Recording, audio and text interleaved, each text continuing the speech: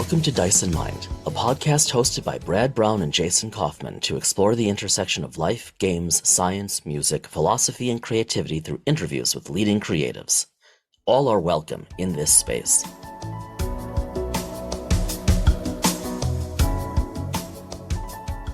I know every time we talk or we do an episode where we say that, this summer or this year or, it's really been like no other. That really is the case. Really, no summer has been like no other. No year has been like no other. And that's really been the case since 2020 with COVID. But 2024 really has been quite a year, and it's a year that's been very different in many ways, like no other, and for many reasons and in many ways. Some we'll talk about today, and some we won't. Um, One of those is the weather. Um, you know, Here in Milwaukee, I have lived at the place at our home. We've lived in our home here. It's going to be 20 years next March. And I can count, I think, probably three times the number of times where I've had to go to the basement due to a tornado siren. And for those of you who are listening who aren't in Tornado Alley or who don't live in an area where you have to worry about tornado sirens, um, you're lucky. But for 19 years, we've been pretty lucky. This year, I can't, I had counted a couple weeks back. I can't remember the number or the amount, but the amount of them that have gone off this year are crazy. And the funny thing too is it's pretty much common knowledge in the Midwest. If there's a tornado siren, you pretty much go out and look for the tornado. Um, and I'm, you know, against better judgment, I'm one of those people that does the same. The weather here has been on the more interesting side when it comes to storms and rain and weather. And along with that, kind of parallel to that, one of our, I want to say more famous, more requested, an episode, one of our episodes that always gets attention or people bring up is when we have um, our episode that we had with Katie Nickolaou on, our meteorologist from Michigan. So Katie has been on a roll. She has been on a con, she's been traveling, and not only that, she's been storm chasing, and that's not including the work that she does as a meteorologist and as a broadcast meteorologist, meaning that she is doing the science of meteorology and weather prediction and all that, and then as well getting on television and doing weather forecasts along with having to be ready to go on the air. And I'm not aware of the situation. I can only tell you from, and those of you who are in the area know, being ready to go on the air when severe weather strikes, and that could be at any point, whether it's in the afternoon, evenings, or even the early mornings. So she is a very busy woman. And so for her to take the time and spend with us here at Dyson Mind again, very, very grateful for it. As you'll hear in the interview, she literally has spent the time talking to me, literally on no sleep. So there was a lot going on, but she still took the time.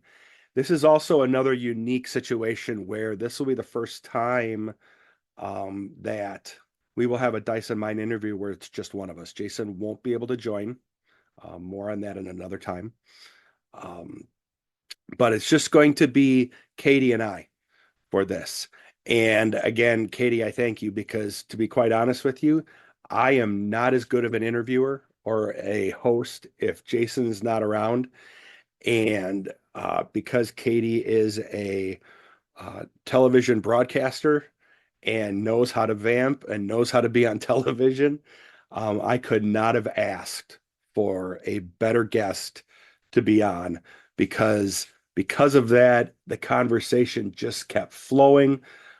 Anywhere where I may have choked because I didn't have Jason to jump in to ask a question if I felt like it never happened. So, Katie, thank you for that. I know we talked, we're going to have you back on again because we have to talk about more adventures from your conventions and all that. And we have to talk about getting you into the Star Trek Adventures universe as well. So without further ado, let's give you our interview with Katie.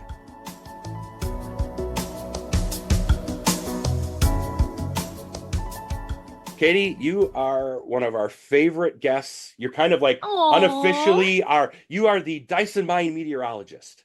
oh, So absolutely. so Puts that badge on right it, here. awesome. So thanks for joining us again. This will be Absolutely. this will be unique. It's going to be just you and I for this one, but we have so much to talk about. I figure, um, I kind of want to talk about like kind of the weather in the area because you have been storm chasing crazy this year, but I I figured that's probably something I was going to do that first, but I keep going back to the fact that you have been on the road lately to you've been in like convention mode, and I would Oh, be yeah. remiss if we didn't tackle that first. And you have Oh, pictures out there. You have been meeting people, and you were even doing some forecasting. oh, yeah. It's crazy. So, what have you been doing out on the road and convention wise and everything like that? I think you even didn't you even who who is the I cannot remember who is the one that sent you the replacement gifts when you got in your car accident. Oh, Dave Blass. Yes, I saw the picture of Yep. you and Dave too. So Yes, it was so nice, but also so hectic because this is the year of Comic-Cons for me.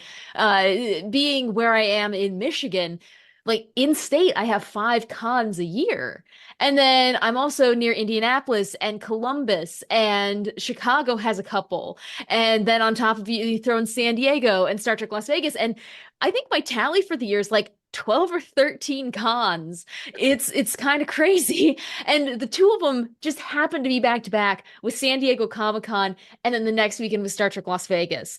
I honestly should have just stayed on the West Coast. I flew back for 2 days of work and then flew back out. wow. Wow. How did you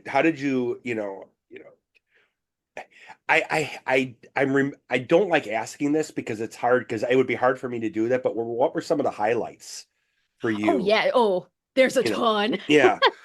How long do you have? We have Yeah. we have all the time you want, but I'm Oh yeah. remiss. I hate asking because you're always afraid of like missing something or another because there's so many pictures. You've got pictures out on.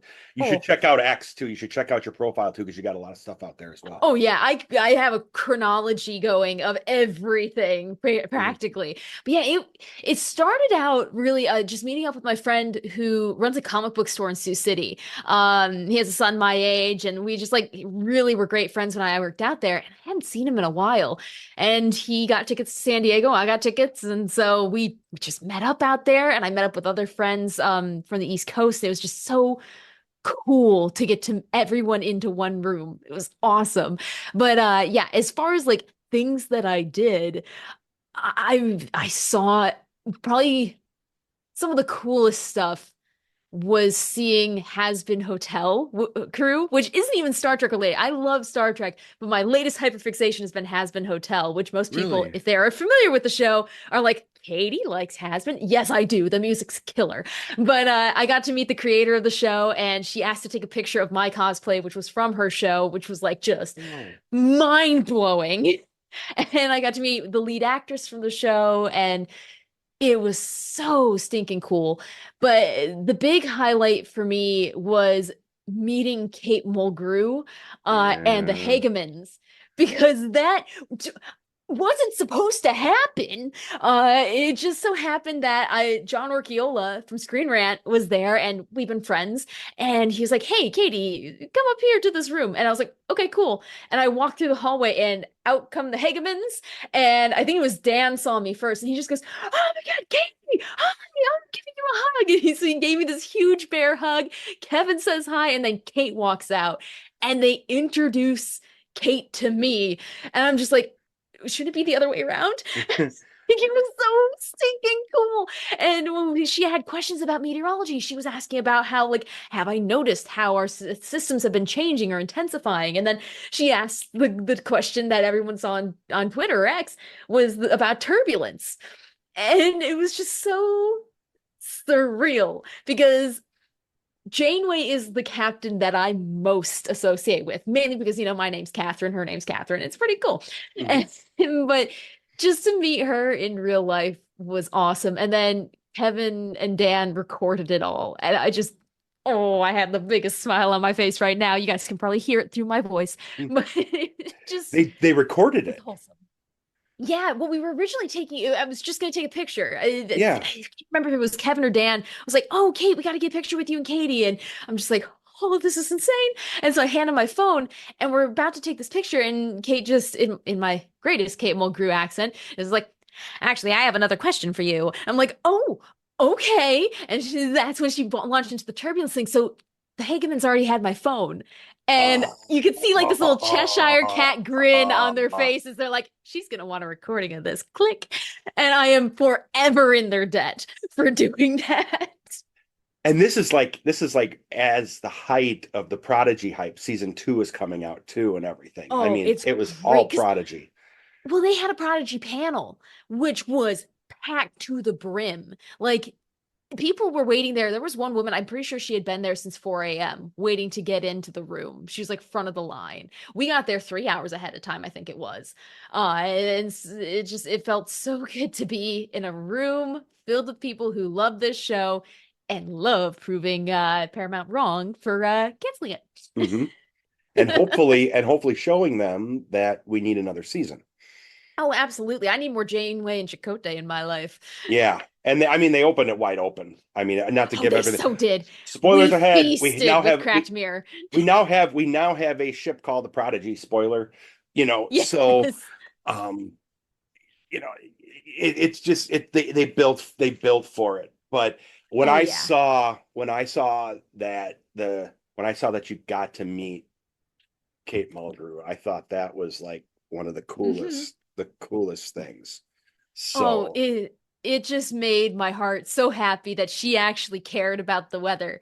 Like, it wasn't just "Oh, you're a meteorologist, how nice." It was like, "I have questions for you." It was like, "Oh, okay, please, yes." Weather Katie mode activated so I don't melt into a puddle of goo. Like, thank you. You could put on the visor. I would have to think though, I would hope that she knows that there are tons and tons of scientists out there. Oh yeah. Of any and all identifiable, genders that can trace themselves back in some form or another to being, to having some connection, or just because of watching Voyager, Exactly. And that's why I advocate to whoever will listen for the fans to go to Comic-Cons and for the actors to go to Comic-Cons, because a lot of times actors, I don't think, realize the impact they've had. You can have one interaction and it changes someone's world. The greatest example is Jimmy Doohan and the fan who wrote him a letter. Yeah. And I probably pronounced his name wrong now that I think about it. I've been up for like almost 24 hours. But anyway, yeah. Well, we're not going to keep you forever then, definitely. No, you're good. But she wrote him a letter, and I believe she was contemplating suicide, and he told her not to. And it was so wholesome of an interaction, and you get those by just going to these cons. And Kate's been to enough that I'll bet you she's heard every story in the book, and then you add more on top of it, and it just never gets old.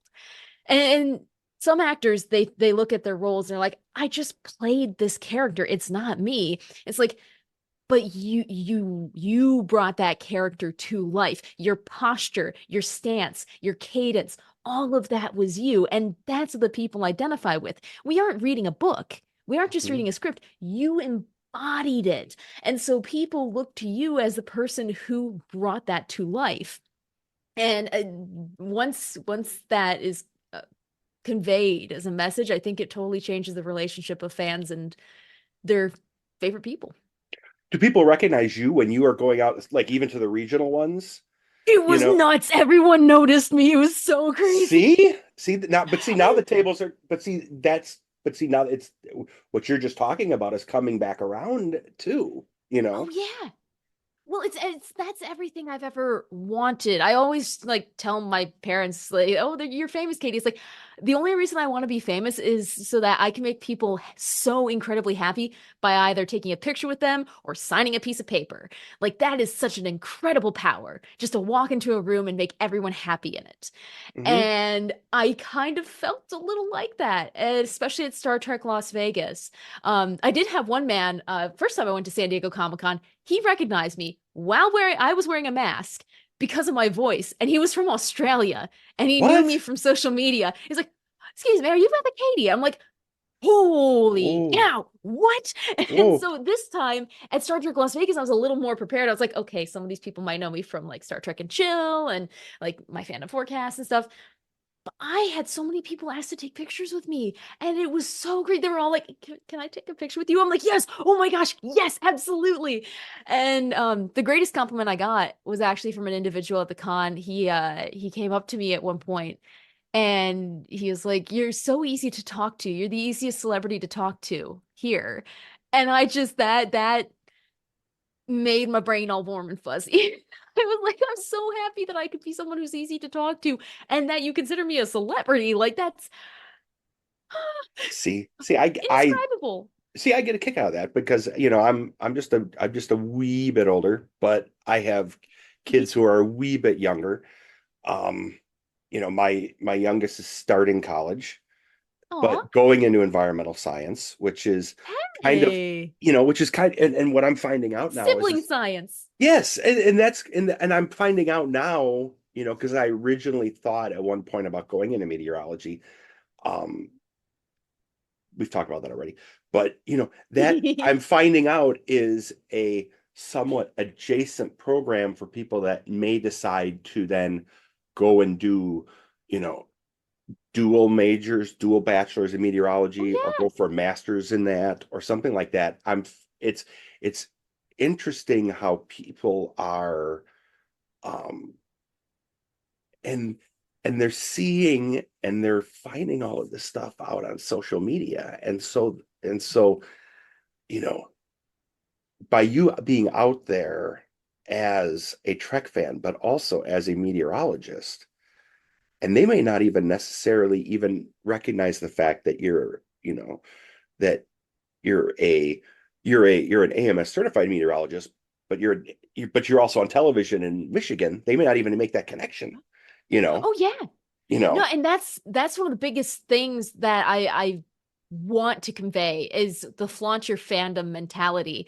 Because if you even if you just sprinkle it into your profession, wearing a pin or wearing a shirt or wearing something of a fandom that you're in, you are no longer just one thing, that job. You are now that person who likes that show who works at that job. Mhm. And the more shows that you have and the more fandoms you're in, especially in my case, it lets you connect to people outside of your profession and then bring everyone in and make you learn about weather. It's perfect. It's the perfect scheme. You're going to learn eventually. Well, and I would think the weather, I mean, let's be honest, you know, the past, well, the past 20 years, especially, going back to Katrina really started to put the weather on people's radar. Oh, Every yeah. year hurricanes do. Now we have, then we had Superstorm Sandy crawl up the coast. Now we have floods. We have, you know, whatever the case is, here in the Midwest, we have storms. The weather Oh, is, yeah. we have heat. I don't know what it's been like for you over on the other side of the pond for me, but it's been hot. Oh, it's been nice and cool over here. You got to come over. It's nice in the mitten. Oh, I haven't been able to get out on the bike as much as I'd like to because it gets too warm, but maybe I'm just a little wimpy. But but and it's definitely been a lot warmer down south. The Oh, weather yeah. has become a more important topic. You know, I even see, on TikTok, YouTube Shorts, Facebook Reels, whatever people are watching these days, there's more and more discussion about it. So I think it's important that people start to make those connections. Before we hit the weather, though, I Yeah. just was thinking of something. With you hitting, with you hitting all the cons and everything like that, like, did you take time or have you had time to like delve in and watch any of the games or play any games or do anything like that? Or has the temptation been there? It's Time may been not there. be there, but Yeah, exactly. That's the thing. Is like I've been wanting to. I want to try things, but also I need sleep, which yeah, I clearly am not getting. Slap happy Katie over here. yeah. You've been doing so obviously in addition to that, the weather, you obviously have a day job. Oh, yes. On being a meteorologist, a forecasting meteorologist. Oh, yes. So you are actually, working with the team there. Um, and we can catch you if there's, I will be honest, I will follow based off of, if there are storms that occur over here and they flow over, I may end up catching the channels over in that area to see what happens over here if it continues to flow over there. Because I'm Yeah. a nerd that way. But um, how has this year been from a severe weather perspective? Has it kept you all busy over there? Yeah, it's been really busy, which we typically tend to see, at least in my time and experience, when we shift from an El Nino to a La Nina, Hmm. which to most people that means nothing. So I will break it down because I Please. enjoy talking about it. Hmm. So we have these patterns, El Nino and La Nina, and they're all based off of the water temperatures off of the west coast of South America, out in the Pacific. And when the water temperature is cool versus warm, you get differing differences in the jet stream. So for us right now, we have cooler temperatures, and that's giving us a La Nina effect. So that leads to cooler air draping down from Canada following the jet stream over Michigan. And usually in the winter, that means a ton of snow. Last year, we had a horrible El Nino, and I hated it so much, and it left us with like hardly any snow. So, fingers crossed this year, La Nina will dominate because if it doesn't, I will have words to say. Do you like heavier snow winters? I mean, I from a love snow. no, Oh, let me ask yeah. that. Is that from a forecasting perspective or just from a Michigan love the snow perspective or both? Or Mostly Michigan love the snow perspective because okay. forecasting snow is a pain. Yeah, I know. Oh my gosh. You have different water content ratios and temperatures and math. And people don't see the math that goes behind it, but I used it's to read, and yeah. I won't bore the people here, but there used to be a professor here when I took meteorology courses, a professor named Paul Rober, who um did I don't know if they still use it here. They used that as a means of determining potentially what is the terminology like based off of the condensation to determine the ratios, the Rober Oh yeah, condensation. you have the 10 to 1 ratio, the Kuchera method, all that. Yeah, Yeah. they use one of those here, and then for a number of years around the Midwest, there was a meteorologist that was big on this recurring cycle, the Lezak's recurring cycle, the LRC. Yep. That was I don't hear about that anymore. I haven't really followed it, but they tried to forecast winters Mhm. that way. And there was a meteorologist that was here in the Midwest named Jeremy Nelson that was big into that. That was here in Milwaukee. He now is, I think, down in Miami. Um, Got tired of the and snow, eh? yeah, he might have been, but or he just that might have been it. Or he used to travel down there and he was here during some of the rougher seasons we had in the tropics. And I think he might have just enjoyed um um following and forecasting that stuff. But I know that every year you get the armchair weather folks get excited, come Oh yeah. November, come October, saying, okay, are we going to get 20 inches or are we going to get 80 inches? And here Mm-hmm. in Milwaukee, it was probably very similar to what you all ended up over there. We just didn't get a lot. Yeah. Um, I don't think I had to fire my snowblower up once. We could Mm-hmm. shovel it out. But La Nina sounds to me like maybe it might be a little bit different. I wouldn't mind more She snow. needs to kick it up. I wouldn't mind more snow, but I have a 100-foot driveway and it makes it a little bit tougher on me. You Just get a know, snowmobile. You're good. yeah, that's what everyone keeps saying. But but from how has it been from a storm chasing perspective with you? You Oh have you yeah. have a co-pilot with you. I do. Yes, my mom is my co-pilot. Occasionally dad's in the back seat, but lately he's taken on the role of making sure the cats are in the basement because all the storms we've been chasing have gone towards my house. It's one of those things that yeah, you get a little nervous with. Doppler and radar are apparently tornado magnets. Uh and so more recently this year, my mom's been driving, I've been in the passenger seat. We chased Michigan's first ever tornado emergency tornado. That went through the Leonidas and Colon area, which, for anyone who's not familiar with Michigan, take your right hand, hold it out flat, find where your wrist meets the bottom, and then scoot a little bit to the left and up. It's in the bottom of the mitten. And yeah, we ended up just getting a bunch of Amish food. The storm went over the top of us. I said, that's our play. And we chased it for hours, like probably close to 6 to 7 hours we were chasing that day. Had 4-inch hailstone, which was, I think, the largest one recorded with that entire system. Um, Gosh, what else? I had hail that just came to my house. A huge rotation area came over my house and then touched down about, no, 4 or 5 miles away from me. So that was fun. Has My it been? car looks like a golf ball. Does it? Oh yeah. Oh, Oh, my oh. my car's a wreck. Like that there's a dent in it where strangers in the grocery store, like when they're walking past, they're like, ooh, like walking out to their cars. Couldn't have been someone hit it because it's on the top, right? So they can't they Yeah, can't think that exactly. someone like dented it in the parking lot, but they're wondering what happened, right? Yeah, unless someone took a hammer to the car, I don't think anything else is comparable to the damage that hail did. Have you,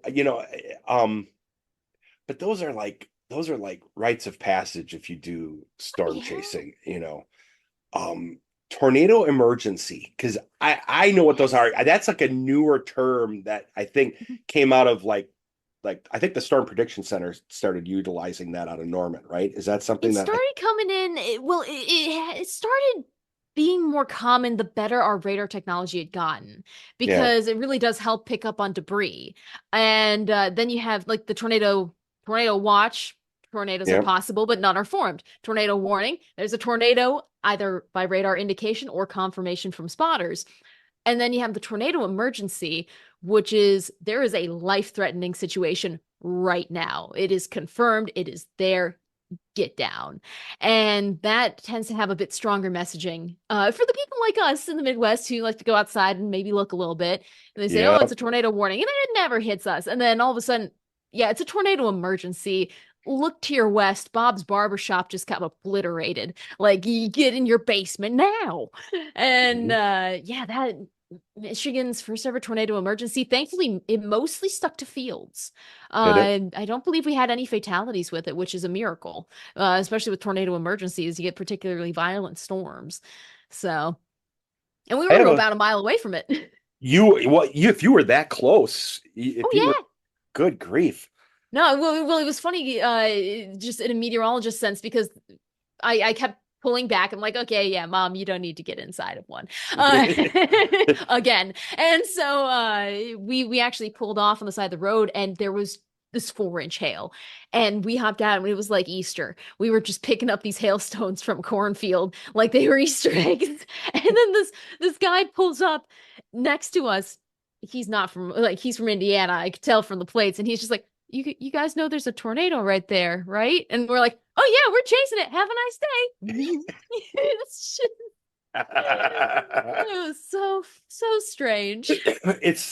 But I remember when I'm old enough to remember I was like 22 21, 22 when Twister came out, the first movie. Oh, that came out the year I Oh was God, see now that ages me. But that was, and there was a website that had come out called the Bear Cage.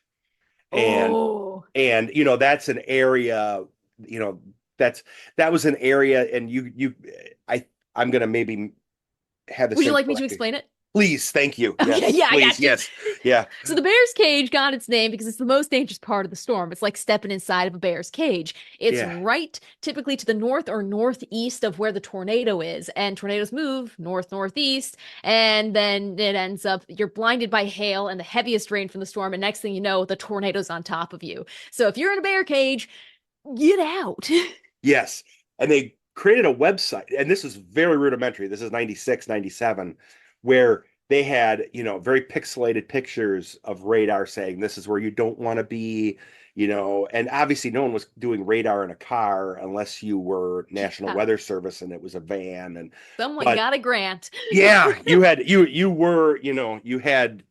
Helen Hunt money. Pretty much. to do it. But now, you can carry and you can run Radar Scope or some other app. Hmm. There's some really nice apps out there, but you still have to be careful. Like you said, 4-inch hail. I mean, that could poke through. You could take out a windshield. There are some crazy Oh. videos of people out there who aren't well trained Hmm. and don't understand what they're Hmm. getting into, um, Oh, or it's go so at night. it's You know, exactly. Oh, I see so many people chasing tornadoes at night because they see someone online do it, and it's like, no, even like professionals don't do that because you really run the risk of dying. And also deer. Like tornadoes happen where there are deer. You don't want to encounter both at the same time. yeah, I remember yeah. vividly one tornado we were chasing, and it was in Oklahoma, and they have naturally occurring tarantulas. And there was a biblical flood of tarantulas running across the roads. And oh my gosh, we probably killed half the population of Oklahoma's tarantulas because we were going. It was terrifying. So yeah, don't drive at night. And don't drive if you aren't trained, especially because that was the thing with Twister is everyone and their mom started wanting to storm chase. And that's what I remember is that everyone that started the craze, but nobody was trained properly. Uh-huh. And they thought it was all driving through cornfields and coming out, and all of a sudden, Hmm. look, it's going to be very pretty and you're going to be just fine. And it really wasn't. I don't remember hearing about tons Uh-huh. of deaths or anything like that, but there were lots of near No. misses, or people got Oh bored yeah. because it never was like that, you know. Exactly. It doesn't match what they have on the screen because what they have on the screen is fake. Hmm. For anyone who didn't know, spoiler alert. Yeah. But yeah, no, with Twisters coming out this year, like meteorologists have we've been holding our breath for what next year's tornado season is going to look like because they did poke fun at it in the movie. Have you seen the movie? I yes, but I was not going to say anything because I didn't want to spoil. Yeah. I didn't want, in case you hadn't, I Oh didn't yeah, want to. no, Yeah, you're good. It's not even really a spoiler. It's just yeah. there's a little line that's something along the lines of everyone with the $10 weather app is out today.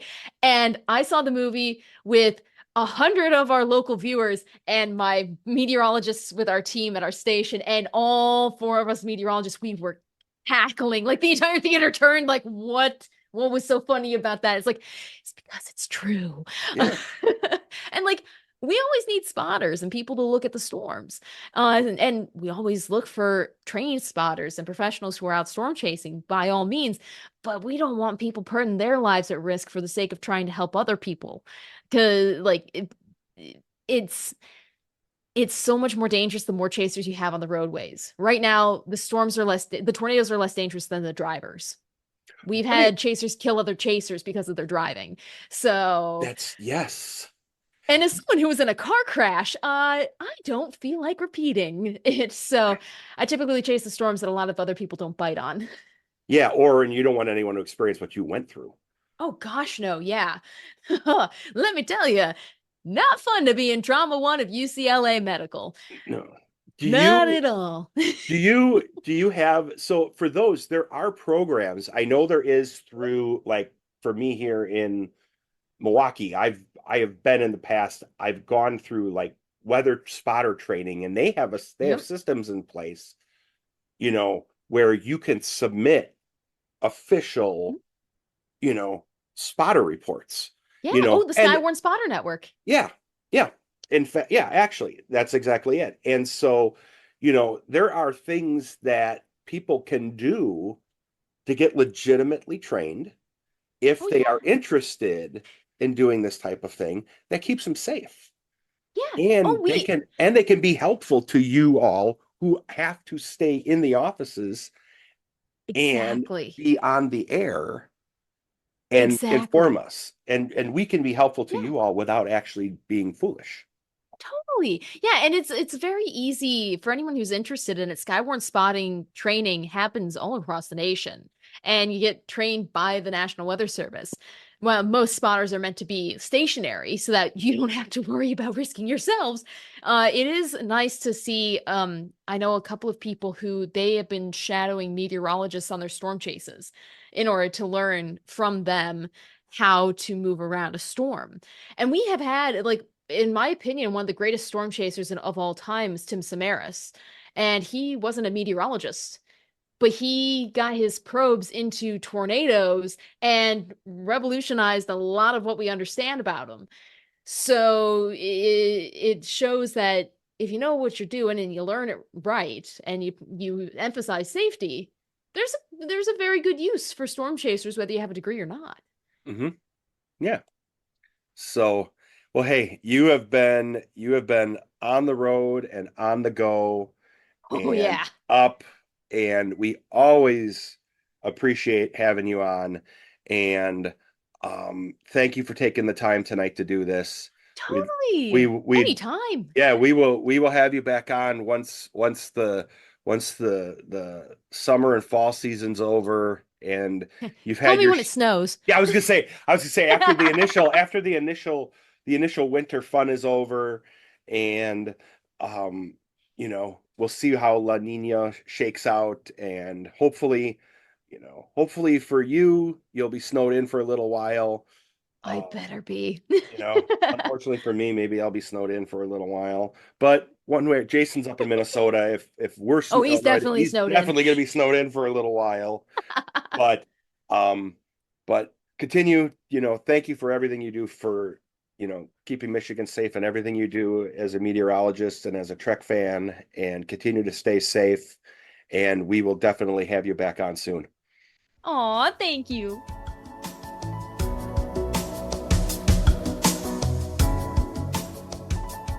Katie, thank you again. Again, I was very lucky because Jason wasn't able to join that. I had someone who knows how to get up in front of people, is someone who is on television, knows how to interact, doesn't say every 10 seconds like I do. Such a gracious guest. Thank you for being on. I could have talked weather and probably bored everyone to death by just going into and made myself look foolish by using just enough terminology to make myself feel smart and to make her look at me and think, boy, what a fool. But Katie, thank you again. Such a great guest. Your first visit with us continues to get high marks, and I have no doubt it will continue to do the same.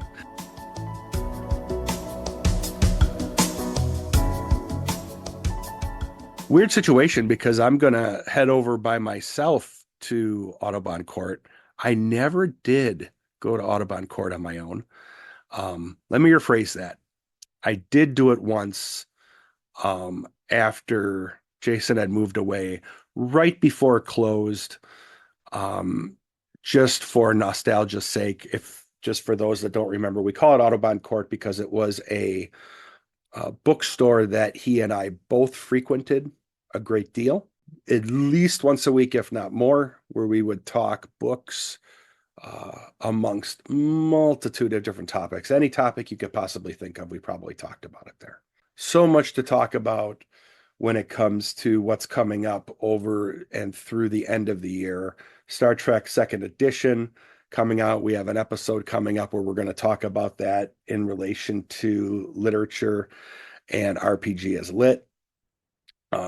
We have other guests coming up, some that we've got secured, some that we are securing, and some topics that we haven't broached yet on the podcast that might stretch the might stretch in terms of what we've traditionally covered in a podcast. And I don't think that would be anything that would be outside the scope or would be what I would say controversial. It'll just be something different. And I hope that folks would enjoy it. So I am thankful for all of you who stuck around with it just being me solo this week. I wish everyone well, and we will see you next time.